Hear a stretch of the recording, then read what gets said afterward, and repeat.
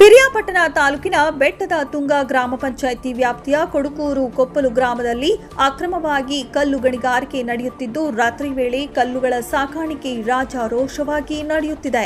ಬೆಟ್ಟದ ತುಂಗ ಗ್ರಾಮ ಪಂಚಾಯಿತಿ ವ್ಯಾಪ್ತಿಯ ಕೊಡುಕೂರು ಕೊಪ್ಪಲು ಗ್ರಾಮದ ಬಳಿ ಈ ಅಕ್ರಮ ಕಲ್ಲು ಗಣಿಗಾರಿಕೆ ನಡೆಯುತ್ತಿದ್ದು, ಬೆಟ್ಟದಪುರ ಹೋಬಳಿ ವ್ಯಾಪ್ತಿಯಲ್ಲಿ ಹಲವು ಕಡೆ ಈ ಅಕ್ರಮ ಕಲ್ಲು ಗಣಿಗಾರಿಕೆ ನಡೆಯುತ್ತಿದ್ದು, ಜಿಲ್ಲಾ ಗಣಿ ಮತ್ತು ಭೂ ವಿಜ್ಞಾನ ಇಲಾಖೆ, ಕಂದಾಯ ಇಲಾಖೆ ಸೇರಿದಂತೆ ಇನ್ನು ಇತರೆ ಇಲಾಖೆಗಳು ಇಂತಹ ಅಕ್ರಮ ಕಲ್ಲು ಗಣಿಗಾರಿಕೆ ವಿರುದ್ಧ ಕೈಗೊಳ್ಳುವ ಕಠಿಣ ಕಾನೂನು ಕ್ರಮ ವಿರಳವಾಗಿದೆ. ಕಲ್ಲುಗಾಗಿ ದೊಡ್ಡ ಗಾತ್ರದ ಮಣ್ಣುಗುಡ್ಡೆ ಅಗೆಯಲಾಗುತ್ತಿದ್ದು, 100 ಅಡಿ ಆಳದ ಗುಂಡಿ ನಿರ್ಮಾಣವಾಗಿದೆ.